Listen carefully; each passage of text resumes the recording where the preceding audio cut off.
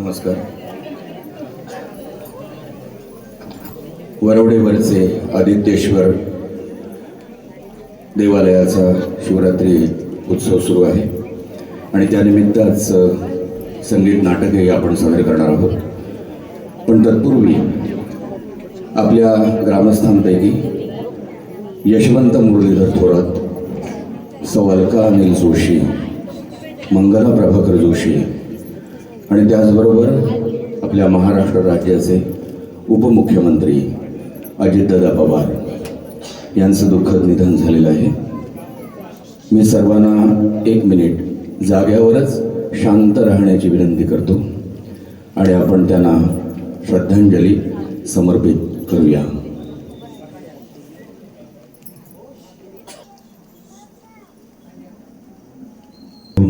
शांति शांति शांति. स्वागतम सुस्वागतम. श्री आदित्येश्वर गणपती व ग्रामदेवता यांचे स्मरण करून तसेच रंगदेवता आणि रसिक प्रेक्षकांना विनम्र अभिवादन करून महाशिवरात्र उत्सवानिमित्त श्री आदित्येश्वर प्रासादिक नाट्य मंडळ वरवडेवरचे सहर्ष सविनय सादर करीत आहोत. 3 अंकी संगीत पौराणिक नाटक अयोध्येचा ध्वजदंड. अयोध्येचा ध्वजदंड. लेखक महादेव हरमळकर. दिग्दर्शक विजय उर्फ बापू जोशी. संगीत मार्गदर्शन चेतन जोशी. नेपथ्य श्री आदित्येश्वर प्रासादिक नाट्य मंडळ वरवडे वरचे. रंगभूषा आणि वेशभूषा जयंत नाटेकर गोवा. ध्वनी संकलन दीपराज साऊंड सर्व्हिस झरेवाडी. ध्वनी संयोजन मुकुल रिसबूड. पार्श्वसंगीत ऋग्वेद जोशी. प्रकाश योजना दत्तात्रय जोशी, मुकुंद जोशी, अमेय धोपटकर. विशेष सहाय्य खलवायन संस्था रत्नागिरी. कलारंग वरवडे सुनील मेस्त्री, प्रसाद गुरव, राधाकृष्ण मंडळ खारवीवाडा. या नाटकाला ऑर्गन साथ प्रसाद पेठे, तबला गिरीश जोशी. यातील भूमिका आणि कलावंत राम चेतन जोशी, लक्ष्मण गणेश जोशी, अग्निदेव आणि भद्र अनिकेत जोशी, भरत सौमित्र जोशी, शत्रुघ्न आणि सुयज्ञ उमेश जोशी, कालपुरुष प्रकाश गोविंद जोशी, दुर्वास अनिल नारायण जोशी, रजब हेरंब जोशी, वेशधारी हनुमंत आनंद जोशी, सुमंत योगेश जोशी, हनुमंत श्रीकांत जोशी, सीता सौ श्रद्धा जोशी, उर्मिला सौ अनघा पेठे. महाशिवरात्री उत्सवानिमित्त श्री आदित्येश्वर प्रासादिक नाट्य मंडळ वरवडेवरचे सहर्ष सविनय सादर करीत आहोत. महादेव हरमळकर लिखित, बापू जोशी दिग्दर्शित 3 अंकी संगीत पौराणिक नाटक अयोध्येचा ध्वजदंड. अयोध्येचा ध्वजदंड. अयोध्येचा ध्वजदंड.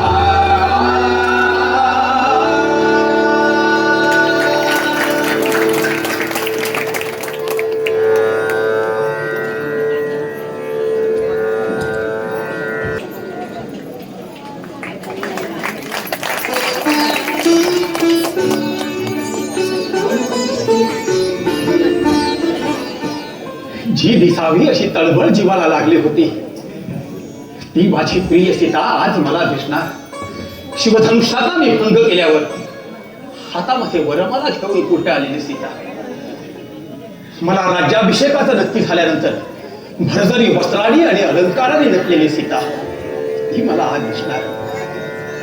हे जनक नंदिनी चारुते सीते, तुझ्या दर्शनासाठी ते नयन नक्की झाले सुसले ग नयन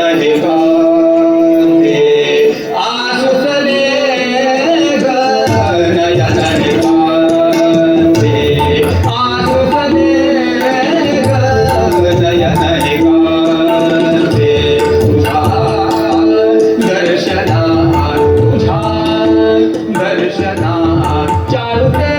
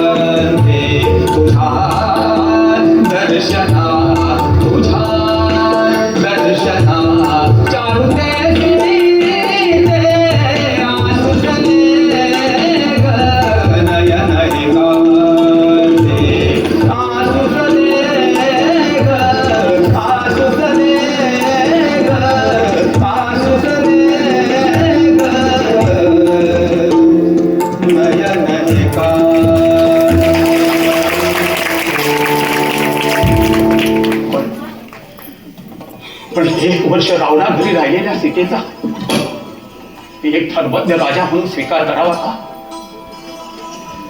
तसं केलं नाही तर सुग्रीव, हनुमंत, लक्ष्मण मला दूषण दिल्या वाचून राहणार नाही. असं अंतःकरणातून उद्ध्वस्त झालंय याची जाणीवही जगाला होता कामा नये. पण मी अयोध्येचा सम्राट आहे, याची जाणीव मला ठेवायलाच हवी. काय सीता दिसताच आनंदाने तिच्याशी संसार खातो की कर्तव्याच्या कठोर पालनासाठी तिच्याकडे पाठ फिरवू? कर्तव्य पालन हाच राजधर्म आहे. ही सीतेचा स्वीकार करूच शकत नाही. जय श्रीराम. म्हणता प्रभू, सीताबाई आले. जय श्रीराम.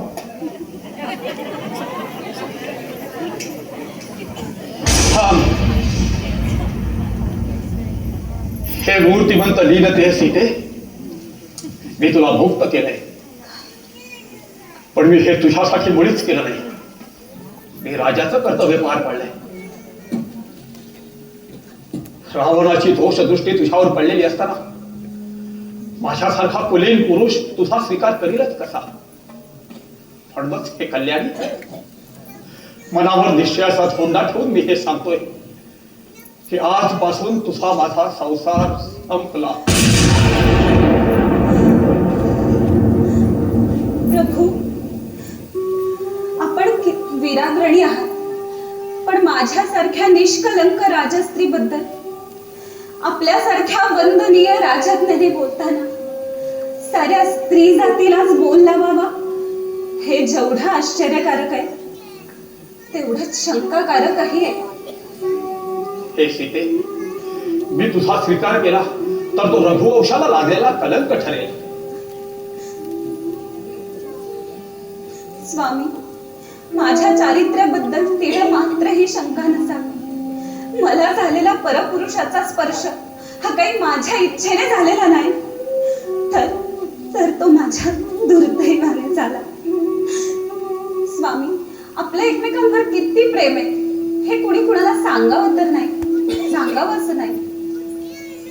इतकी वर्ष सुखदुःखात आपल्याशी संसार करूनही जर आपण मला ओळखलं नसेल तर ते माझंच दुर्दैव. हे सीते, माझ्यासारख्या कर्तव्यनिष्ठ राजाला प्रेमाच्या मोहपाशात अडकून राहणं शोभून दिसणार नाही. भावनेपेक्षा कर्तव्य श्रेष्ठ, या नियमाचं पालन करणं हाच खरा राजधर्म आहे. परमेश्वरा, माझं नाव जानकी असलं तरी माझी उत्पत्ती जनकापासून झालेली नाही. मी भूमीच्या उदरातून आलेली आहे. माझी शक्ती आणि शील एवढं सामान्य नाही. आपण माझा स्वीकार करत नसाल तर मी याच क्षणी अग्निकाष्ठ भक्षण करीन. नाही, मला हे मान्य नाही. दादा, तू काय हरवलायस? रावणानं वहिनीचं हरण केलं तेव्हा तर तू वेडापिसा झाला होतास. लता वेली पशुपक्ष्यांना विचारित सुटला होतास.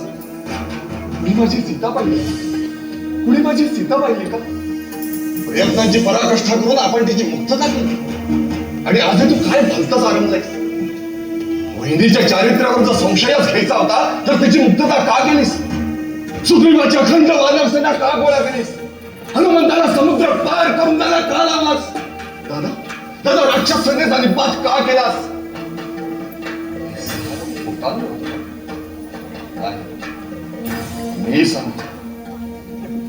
मी सांगतो वहिनी पवित्र आहे. कोण अधम या पृथ्वी तळावर जन्मलाय जो देवी समान असलेल्या माझ्या वहिनीच्या चारित्र्यावर शब्द बोलेल? एका क्षणात मी त्याचं मस्तक धडा वेगळं करीन. शांत हो लक्ष्मणा, शांत हो. शांत हो? दादा कसा शांत हो? आणखी किती सहन करू? खरा दोष या लक्ष्मणाचाच आहे. रावणाच्या बहिणीचं नाक कापल्यामुळे संतप्त होऊन रावणानं वहिनीचं हरण केलं. मी तिला नगरी सोडली त्या दिवसापासून दादा त्या दिवसापासून वहिनीला खूप काही सहन करायला लागलंय. अरे खरी पतिव्रता म्हणून सुखोपभोगात वाढून सुद्धा वल्कल देऊन ती तुझ्या बरोबर वनात आली का? तर तुला सोबत करण्यासाठी. आणि असं असूनही आज तिच्या चारित्र्याबद्दल तुझ्या मनात शंका यावी. नाही दादा नाही, काही झालं तरी हा लक्ष्मण ही गोष्ट मान्य करणार नाही. तुला वहिनीचा स्वीकार करावाच लागेल, नाहीतर यापुढे मी देखील अयोध्येत पाऊलही ठेवणार नाही. लक्ष्मणा, थांबा थांबा भाऊजी, थांबा. आपल्या या वहिनीला क्षमा कर. आपल्या समोर यायची, आपल्या दृष्टीला दृष्टी भिडवायची देखील मला लाज वाटते. मी मात्र आपल्यावर भावनेच्या भरात शत्रूवरही करणार नाही असे आरोप केले. दुष्टातील दुष्टही ज्याच्या चारित्र्याबद्दल कधीही शंका घेणार नाही, ते तुमच्या चारित्र्याबद्दल शंका घेण्याचं घोर पातक मी केलं. आणि म्हणूनच एवढी भयंकर शिक्षा मी भोगली. सत्ता, संपत्ती किंवा स्त्री यातील कोणतीही गोष्ट आपल्याला मोहात टाकू शकत नाही. भाऊजी, तुम्ही माझ्यासाठी एवढं केलं, आता एकच दिव्य करा, एकच उपकार करा. माझ्यासाठी चिता तयार करा. पतीनं शंका व्यक्त केल्यावर अग्निप्रवेश करण्या वाचून मार्गच नाही. जा भाऊजी जा, देई आज्ञा तुला लक्ष्मणा, देई आज्ञा तुला लक्ष्मणा.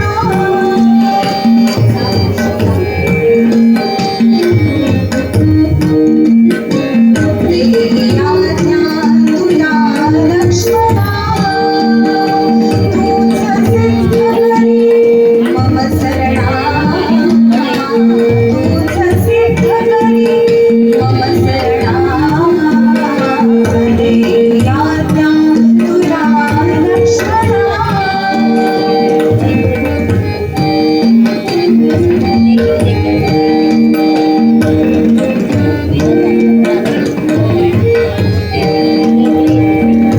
सुखे नैव मनवास भोगला, सुखे नैव मनवास भोगला.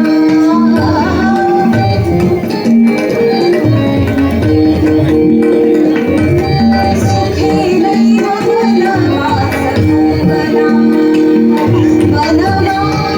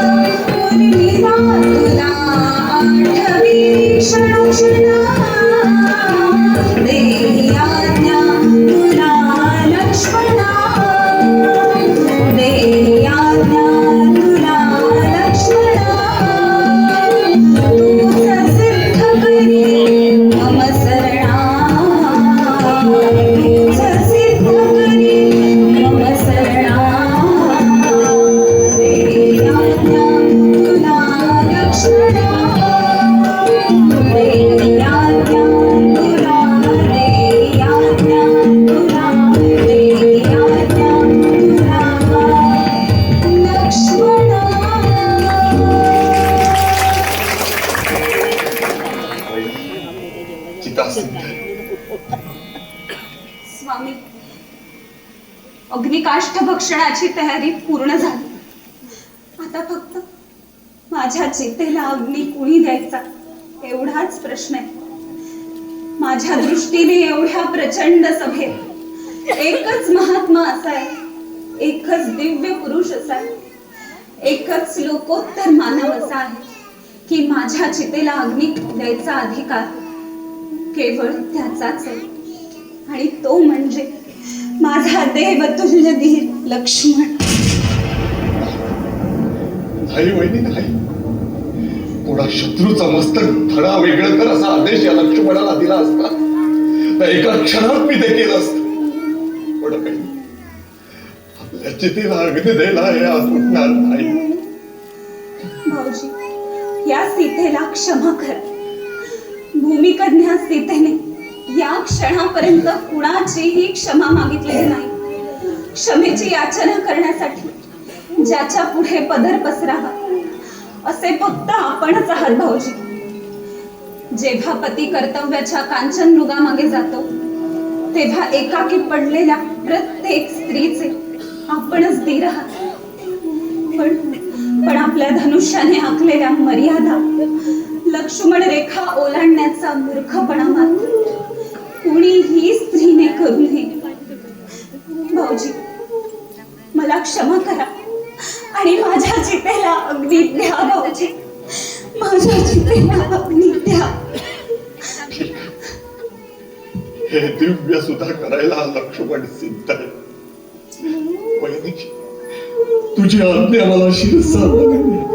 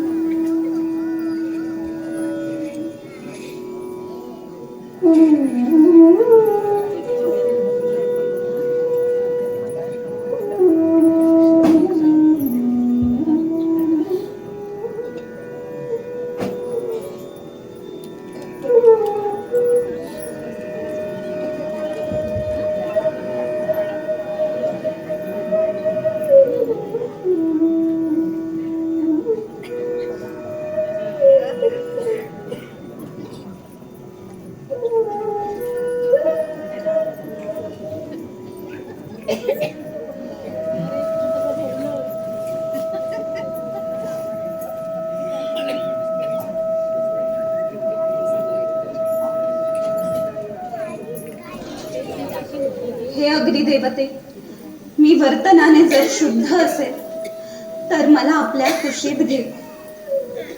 हे अग्निदेवते, चारित्र्यानं पवित्र असलेल्या माझ्या बहिणीचं रक्षण कर. ओम अग्निमीळे पुरोहित यज्ञस्य देवमृत्युजं होतारं रत्नधातमं. ओम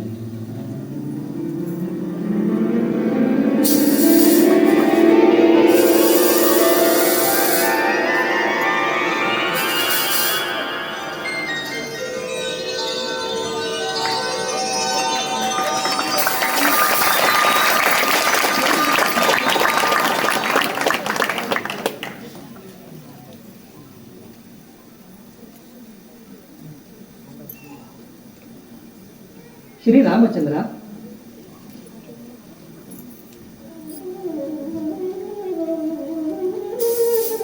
रामचंद्रा, पातिव्रत्य इतकं प्रखर असतं की परपुरुष सोडा, पण प्रत्यक्ष मी सुद्धा तिला स्पर्श करू शकत नाही. हे रामा, तू इंद्रिय दमन करणारा पुरुषोत्तम आहेस. तू ब्रह्म आहेस, प्रत्यक्ष धर्म आहेस. तू अपराजित सामर्थ्यवान आहेस, वेदात्मा आहेस. अग्नी हाच तुझा क्रोध आहे.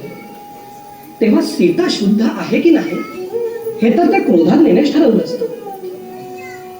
कारण सीता ही तुझ्यासारखीच असामान्य आहे. हे रामचंद्रा, तू मानव रूपी विष्णू, तर ही मानव उपधारणी साक्षात लक्ष्मी आहे. ही नित्य साधवी पतिव्रता जानकी, हिचा तू स्वीकार. हे अग्निदेवते, आपल्याला झालेल्या कष्टाबद्दल मला क्षमा करा.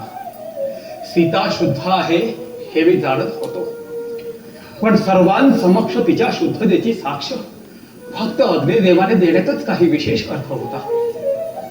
रामचंद्रा, तुझ्या बोलण्याने आज मी संतुष्ट झालो. माग या क्षणी तुला हवा तो तू वरना. हे अग्निदेवते, तुमची जर अशी इच्छा असेल तर माझ्यासाठी त्या असंख्य वानर वीरांनी बलिदान केलं, त्यांना पुन्हा जिवंत करा. तथास्तु.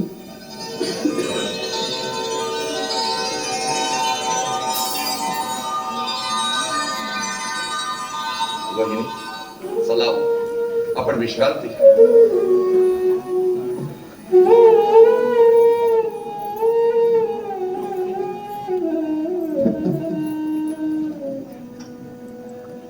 हनुमंता, हनुमंता, जय श्रीराम. हनुमंता, तात्काळ अयोध्येत जा आणि आम्ही परत येत असलेली वार्ता भरताला सांगा. आमच्या आगमनाची वार्ता ऐकताच त्याच्या मुद्रा, त्याच्या हालचालींवर नीट लक्ष ठेवा. जर राज्य करायची भारताची इच्छा असेल तर त्यालाच राज्य करू द्या, पण जर तसं नसेल तर फक्त माझं स्मरण करा. मी तुझ्या मनातील भाव समजून घेईन. जा, विलंब राहू नकोस. जशी आज्ञा प्रभू. आम्ही निघालोच. जय श्रीराम. भरता,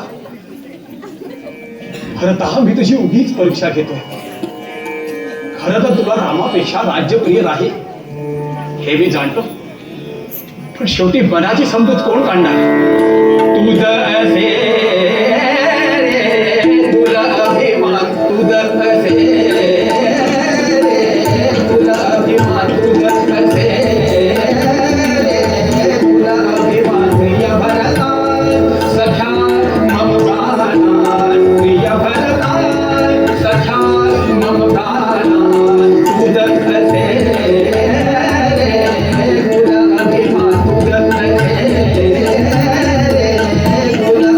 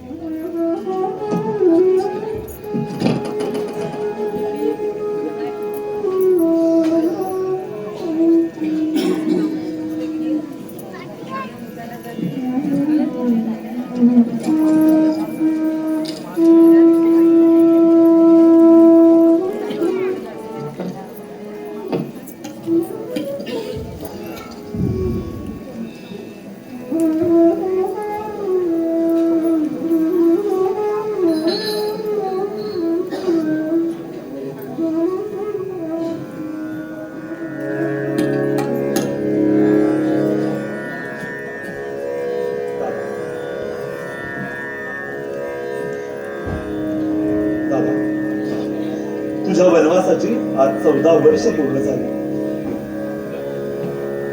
पण मला दिलेलं वचन मात्र विसरू नकोस.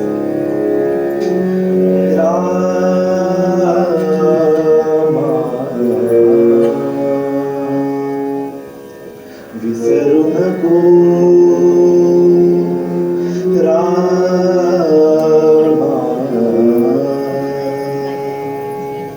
विसरू नको विसरू नको विसरू नको तव वचनातून अभिराम तव वचनातून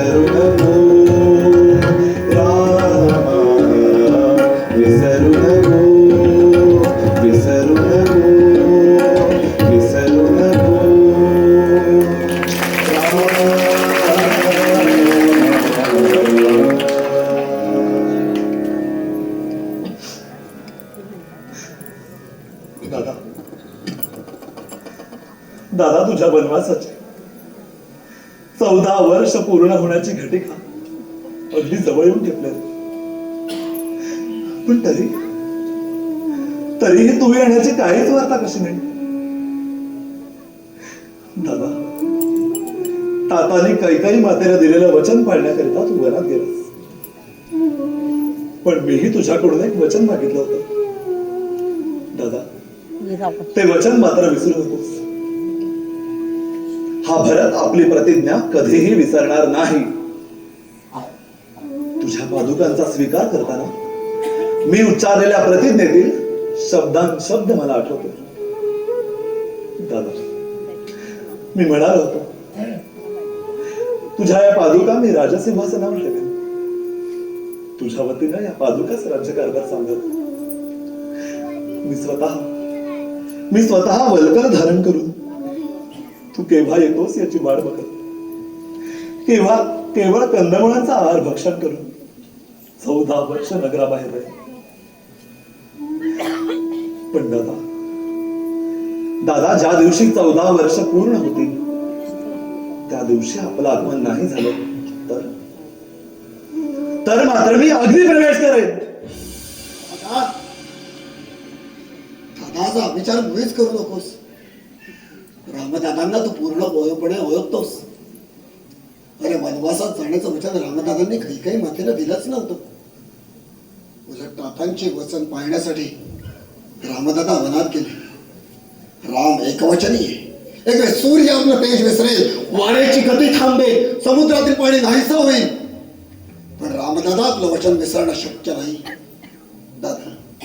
दादा, अरे कुठला पुरुष दुसऱ्याला दिलेलं वचन पाळण्यासाठी स्वतःला होऊ घातलेल्या राज्याभिषेकाच्या दिवशी आपली राजवस्त्र त्यागून वल्कल नेसून वनात जाईल? शत्रुघ्न हे सर्व मी जाणतो रे, परंतु बरेच दिवस झाले राम दादा, लक्ष्मण व सीता बहिणींची काहीच वार्ता नाही रे. त्या दुष्ट रावणानं बहिणीचं अपहरण केलं एवढीच वार्ता दूतांकडून समजली होती.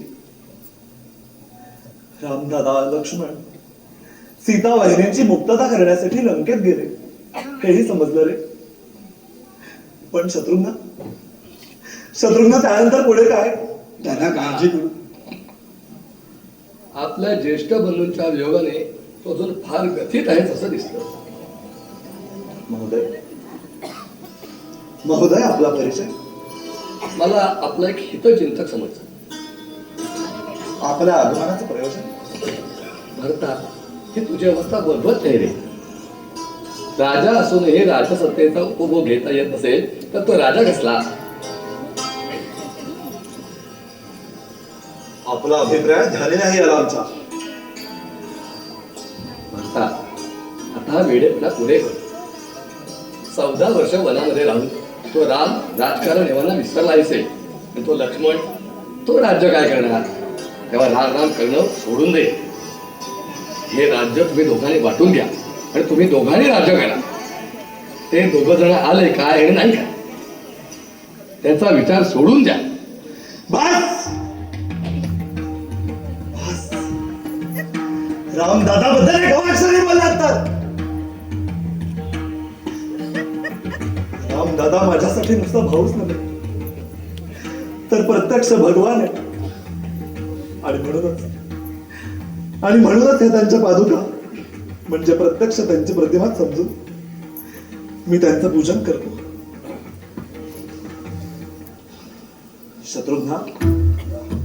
शत्रुघ्ना माझी आज्ञा आहे. रामदादाबद्दल माझ्या मने विषाचे बीज पेरणाऱ्या या गृहस्थाचं मस्तक धडावडा कर. जय श्रीराम. श्रीराम, म्हणजे खरं सांगा, आपण कोण आहात आणि रामदादाचं नाव आपण का घेतलं? भरता, शत्रुघ्ना, तुम्ही दोघेही खरंच रामभक्त आहात. तुमच्या मनातील रामभक्तीला तडा पडणं काळालाही शक्य नाही.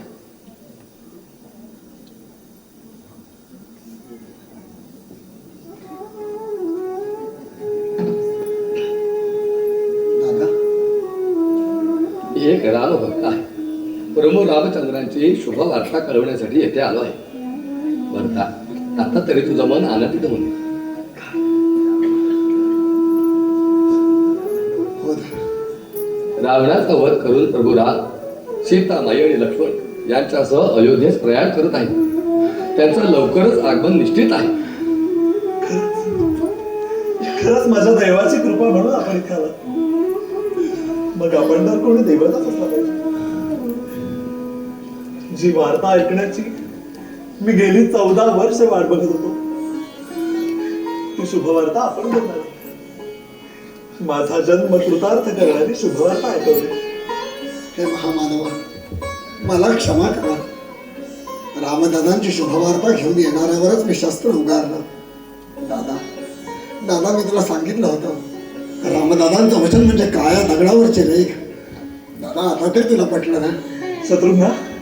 शत्रुघ्न आज मी धन्य झालो. तू आणि सुमंत्र गावागावात जा.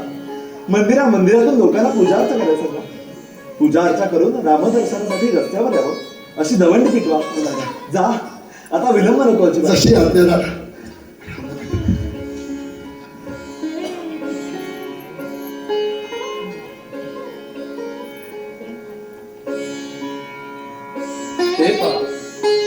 ते पहा पुष्पक विमानातून प्रभू राम, सीतामाई, लक्ष्मण आले. माझा राम आला. दादा दादा दादा 14 वर्षानंतर माझा भाऊ आला. माझा राम दादा आला. दादा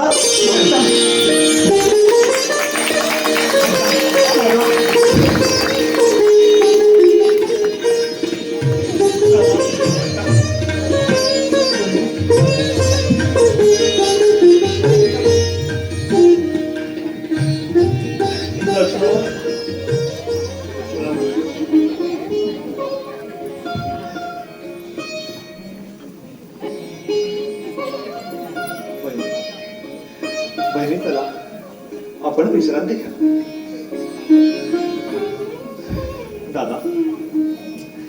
दादा आज आपला आगमन झालं नसतं तर या भरताचा अग्निप्रवेश निश्चित ठरला होता. भरता हा वेडेपणा बरा नव्हे. आणि ज्याला तू दूध समजतोस तो माझा सखा. त्यानं सर्वप्रथम लंकेत जाऊन सीतेचा शोध लावला. रावणासह असंख्य राक्षस वीरांना आव्हान दिलं. तोच माझा सखा पवनपुत्र हनुमंत आहे. जय श्रीराम.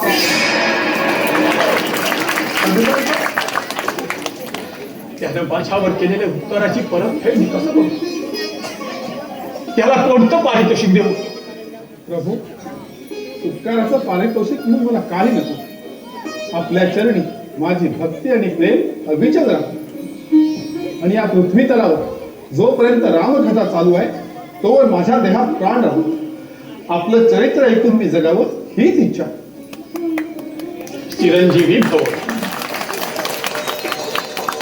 प्रभू, आता मला अनुज्ञा द्या. जय श्रीराम. भरता तुझा राज्यकारभार व्यवस्थित चाललाय ना? दादा, आपल्या आशीर्वादाने सर्व काही सुरळीत सुरू आहे. पण दादा, आता तुला या राजसिंहासनाचा स्वीकार करायलाच हवा. लक्ष्मणा, माझी एक इच्छा पूर्ण करशील? दादा, एकच काय, या लक्ष्मणाचा उभा जन्म फक्त रामसेवेसाठीच झालाय.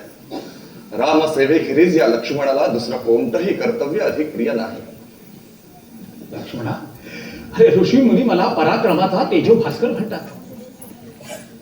पण सूर्य जीवनाला जेवढा आवश्यक आहे तेवढा चंद्रही आवश्यक आहे. चंद्र साक्षात सूर्याला विश्रांती देतो. लक्ष्मणा, माझं सौम्य रूप म्हणजे साक्षात तू आहेस. म्हणूनच तुला एक विनंती आहे. तू युवराज्याभिषेकाचा स्वीकार कर. तो युवराज हो. माझा युवराज फक्त लक्ष्मणच. दादा, ज्या क्षणी मी यौवराज्याभिषेकाचा स्वीकार करीन त्या क्षणी हा लक्ष्मण संपला. दादा, युवराज होण्यासाठीच का मी तुझ्या बरोबर वनात आलो? युवराज होण्यासाठीच का मी वहिनीच्या चितेला अग्नी द्यायला सिद्ध झालो? नाही दादा, नाही. त्या लक्ष्मणाला सत्ता संपत्ती ऐश्वर्य याचा लोभ नाही. आपल्या चरणी अर्पण केलेले हे जीवन निष्काम निरपेक्ष भावनेनेच अर्पण केलेलं आहे. दादा दादा तुमचा युवराज एकच, भरत. हो, यालाच रामराज्य केलं. दादा भरतच युवराज होऊ शकतो, लक्ष्मण नाही. दादा दादा तुला आठवतं वनवासात जाताना गंगामाईच्या पवित्र प्रवाहात डोलणाऱ्या नौकेच्या पुढील बाजू उभा राहून मी प्रतिज्ञा उच्चारली होती. हे गंगामाते, 14 वर्षानंतर मी श्रीराम वहिनींसह अयोध्येत परत येईन, तेव्हा श्रीरामाला होणाऱ्या राज्याभिषेकासाठी महासागराचं तीर्थ सुवर्णघटात भरून आणीन आणि त्या अभिषेक कलशात महासागराशी तुझं मिलन मी घडवून आणीन. श्री रामचंद्र जेव्हा सिंहासनावर आरूढ होतील तेव्हा त्रैलोक्याला गरजून सांगेल की हे रामराज्य पृथ्वीच्या अंतापर्यंत एक आदर्श रामराज्य असेल. या राज्यावर छत्र धरण्याचं सामर्थ्य मला दे. माझ्या समर्थ उजव्या हातात मी रामाची ध्वजा घेऊन काळाच्या मस्तकावर पाय ठेवून उभा राहील. माझ्या हातात राम विजयाची पताका अनंत काळ फडकू दे. त्या ध्वजेचा दंड मी होईल. एवढंच नाही तर त्रैलोक्याला ग्रासून टाकणाऱ्या साक्षात काळालाही आपले संहारकात या रामराज्यापर्यंत पोहोचवायचे असतील तर आधी माझ्या छाताडावरून जावं लागेल. दादा आठवतं ना? लक्ष्मणा, तुझ्यासारखा कर्तृत्ववान हे धर्मवेत्ता बंधू लाभल्याने मला तर असं वाटतंय की माझा धर्मात्मा पिता परलोकी गेलाच नाही. कारण तूच पित्याची जागा घेतलीस. माझा आनंद, माझी कृतज्ञता व्यक्त करण्यासाठी माझ्याकडे शब्द नाहीत किंवा तुझा गौरव करावा असंही माझ्याकडे काही नाही. म्हणूनच बंधू, मी तुझा अतिउत्कट प्रेमाने आलिंगन घेतो. दादा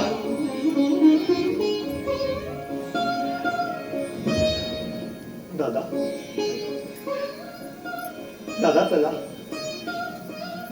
आता आपण या राजसिंहासनाचा स्वीकार करू व मला आपली चरण सेवा करण्याची संधी दादा.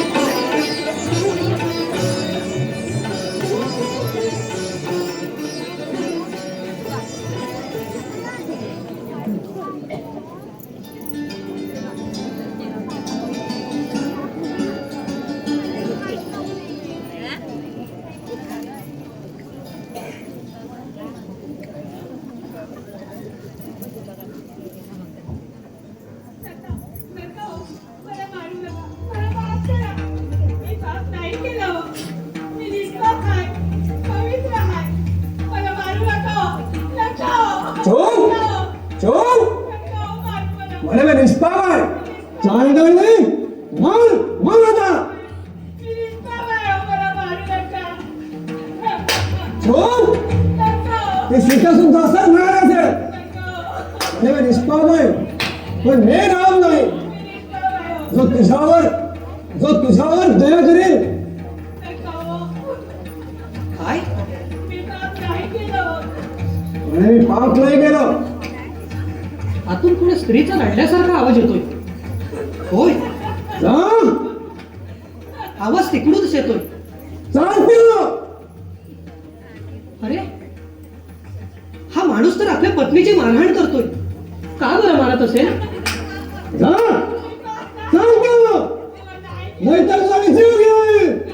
अरे रे, आपण जर ह्या माणसाला अडवलं नाही तर हा खरोखरच हिचा जीव घेईल. ओ थांबा थांबा, शांत व्हा. ओ थांबा थांबा. ओ काय झालंय, शांत व्हा.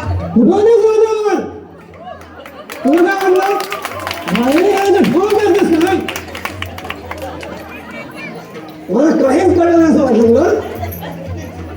जास्त बोललेस तर तुझा तुकड्या कुत्र्यात खायला घालेल. ओ शांत व्हा, शांत व्हा. ओ नेमकं काय झालंय ते मला सांगाल का? आजपर्यंत मद्याने कधीच स्पर्श केला नाही, पण हिचा पराक्रम पाहून आजपर्यंत ते अमृत समजणारे वेश मी रात्रभर अमृत समजून घटाघटा प्रश्न केलो, पण ह्या दुनियेत हिला विसरलो. पहाटेच हिला बघितली तर रात्रीच्या अमृताची नशाच उतरली. तू काय शाळेत होतीस? तू काय मला राम समजलीस? ज्याने वर्षभर रावणाच्या घरी राहिलेल्या शेतीचा स्वीकार केला. ओ तुम्ही काय बोलताय, मला काहीच कळत नाही. जरा स्पष्टपणे मला काय ते सांगाल का? हो राजा रामचंद्र स्वतःकडे मोठे सत चारित्र्याचे आदर्श समजतात, पण स्वतः मात्र परमपुरुषाच्या घरी राहिलेल्या अंगस्पर्शाने विटाळलेल्या पत्नीचा पत्नी म्हणून नाही तर राणी म्हणून गौरव करतात. हे चमत्कारिक वाटतं. अहो राम राजा आहे म्हणून कोण बोलत नाही. उद्या जर लोकांना कळलं तर ही एक रात्र घरी नव्हती तर लोक माझे अमृत सवाठावर आणतील. राजाचं जर वर्तन असं असेल तर प्रजाने तसाच वागेल. प्रजा म्हणेल आमच्याही बायका दुसऱ्याच्या घरी राहिल्या तर आम्ही त्यांचा निःशब्द स्वीकार करू. अहो मग विवाहाचं बंधन हवंय कशाला? कुणीही कुणाची पत्नी, कुणीही कुणाचा नवरा. चांडाने तुला मी कधीही सोडणार नाही. ओ थांबा. नाही समाधी सोडणार नाही.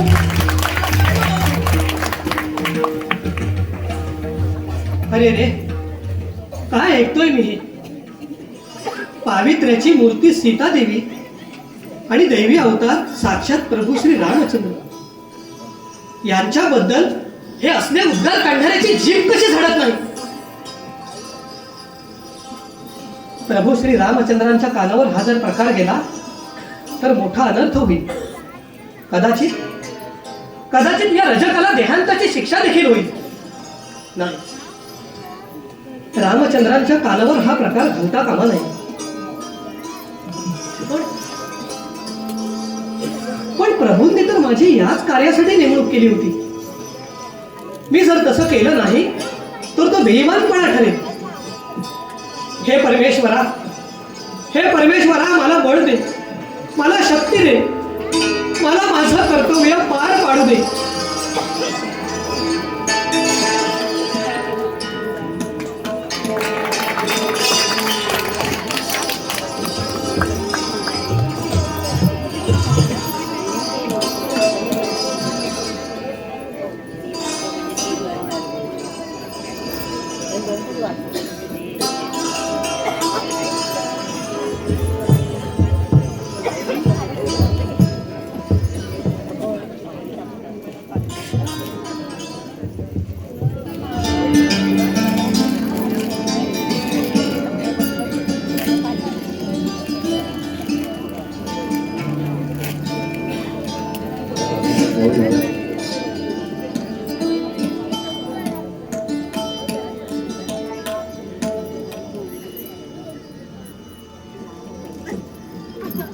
माझ्या मनाची प्रवेशद्वार कोणीतरी बंद करून टाकली होती.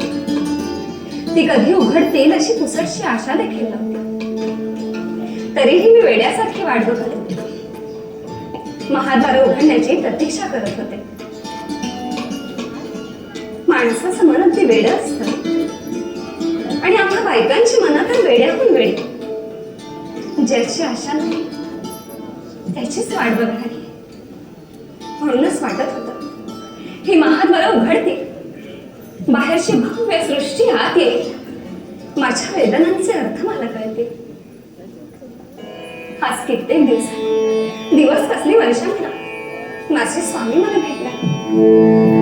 झाले मन हे बारे, झाले मन हे बारे, झाले मन हे बारे, तन मन धीरही आस तुझी रे, तन मन धीरही आस तुझी रे, झाले मन हे बारे, झाले मन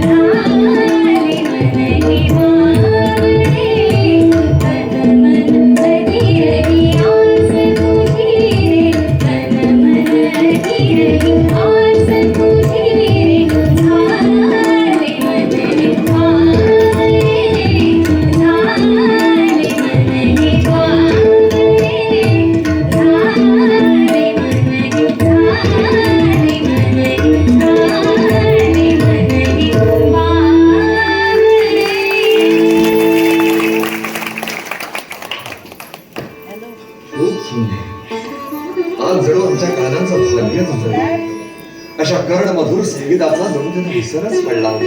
स्वामी, या ना, बसा. आज खऱ्या अर्थानं या उर्मिलेचा महाल आपल्या पदस्पर्शाने पावन झाला. पण स्वारी नाचे दासीची आठवण कशी आली? उर्मिला, स्वतःला दासी म्हणून घेऊ नकोस. या लक्ष्मणाची हृदयच म्हणून घेस. या लक्ष्मणाच्या हृदयात गोलवर एक छोटासा सिंहासन. त्या सिंहासनावर कायम तूच विराजमान असतेस. आणि काय, तुला माझ्या केसातून हे बोट फिरवायला आवडते? अगदी घटकान घटका आपल्या केसातून हात फिरवत बसावा. उर्मिल, खरं सांग, तुझ्या आठवणीशिवाय एकही दिवस जायचा नाही. एकांतात बसलो म्हणजे तुझे सुंदर डोळे कायम नजरेसमोर यायचे. पण काय ग, आधीचे तुझे डोळे इतके सुंदर आहेत, मग त्याच्यात काजळ का बरं भरतेस? मी डोळ्यांना काजळ का लावते ही गोष्ट मी फार गुपित ठेवले बरं. अजून कोणालाच सांगितली नाही. पण आपल्यापासून काय लपवायचं? मी डोळ्यांना काजळ लावते कारण आपण कोणाला सांगणार तर नाही ना. छे छे छे, मुळीच नाही. मग सांगते, मी डोळ्यांना काजळ लावते कारण माझ्या डोळ्यातल्या काजळाची तीळ आपल्या गाली लावता यावी म्हणून. उर्मिले, मी लहान मूल आहे का गालाला पीठ लावायला? फक्त लहान मुलांनाच तीळ लावतात असं काही नाही हा. मग दृष्ट लागू नये म्हणून मोठ्या माणसांना देखील तीळ लावतात. अगं, पण मला कोणाची दृष्ट लागणार? माझीच. आणखीन सांगू कोणाची? कोणाची? प्रासादातल्या कित्येक जणांच्या विविध नजरा आपल्यावर ठेवलेल्या असतात. हे आपल्याला ठाऊक नसेल, पण मला ठाऊक आहे म्हटलं. उर्मिले, खरं सांग, मी या सुखी संसारात दुसरी स्त्री आणण्याचा विचार देखील करू शकणार नाही. हे आपण सांगायला नकोच सांगू. आपण न सांगताच पुष्कळ गोष्टी कळतात मला. ते कसं काय? स्वामींचे डोळेच बोलतात. खूप काही सांगत असतात. उर्मिले, तुला चांदण्याची विलक्षण नाही आज ओढली. ते पहा किती स्वच्छ चांदण्या पडली. स्वामी, मी एक मागू? नको. का बरं? कारण मागण्याआधीच मी तुला सारं काही दिलं. कळली बरं तुमची चतुराई. असं नाही, मी एक वचन मागू. दिलं. असं नाही, खरंच द्यायचं. खरंच दिलं. मग मागू. स्वामी, सांदण्यात तुमची ही गोरी पान कांती अशी दिसते की जणू संगम गौरी मूर्तीला केशवी दुधाचा अभिषेक झालाय. उर्मिले, मला तुझं काव्य कळलं, पण वचन कोणतं देऊ ते मात्र नाही कळलं. मग ऐका.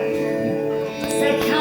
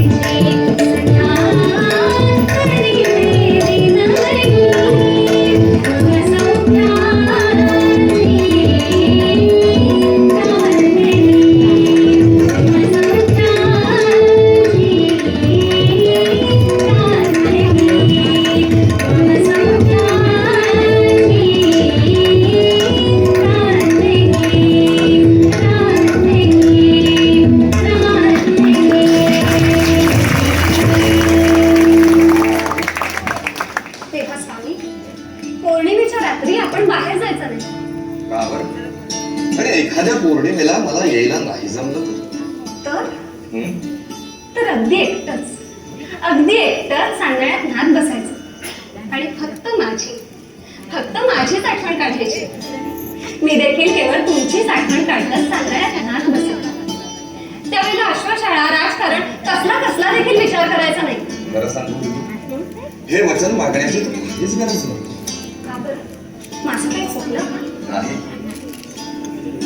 माझ्या जीवनातील पौर्णिमेच्या साऱ्या रात्री फक्त तुझ्याच तुझ्या एकटीच्या अरण्यात असताना सुद्धा तुझ्या पौर्णिमेच्या रात्री तुझी आठवण काढील एकांतात मी दूरवर जाऊन मृदंग वाजवीत बसायचो.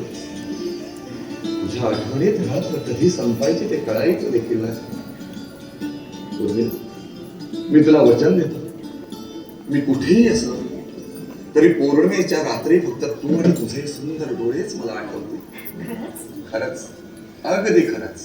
कुठेही असलो, अगदी रणांगणावर जरी असलो तरी क्षणभर का होईना मला हे तुझे सुंदर डोळेच आठवतील आणि त्याने मला अधिकच आवेश चढवून मी शत्रूचा भीषण संहार करीन. स्वामी, पौर्णिमेच्या या मधुर रात्री रणांगणाची आठवण कशाला? आपल्या ध्यानी मनी स्वप्नी कुठलं रणांगण दिसतं कोण जाणे, पण पौर्णिमेच्या या मधुर रात्री रणांगणाची आठवण नको. फक्त मला आठवा, स्वामींची उर्मिला आठवा. उर्मिले, रणांगण हे क्षत्रियांची कर्मभूमी आहे. माझा सांगण्याचा उद्देश एवढाच की जीवनाच्या अगदी निकरीच्या क्षणी मला तू आणि तुझे सुंदर डोळेच मला आठवतील आणि माझ्या आयुष्यातील पौर्णिमेच्या साऱ्या रात्री फक्त तुझ्याच असतील. तुझ्या एकटीच्या, नुसत्या पौर्णिमेच्याच नाही, माझ्या जीवनातील साऱ्या रात्री फक्त तुझ्याच असतील. तुझी नाजूक बोट माझ्या केसातून फिरल्याशिवाय मला सुंदर झोपही नाही लागायची. तुझ्या संगतीत असलो की सारे तळमळ, सारे कष्ट कसे अगदी निघून जातात. असं वाटतं की रात्र कधीही संपू नये आणि तुझी ही मिठी कधीही सैलावू नये.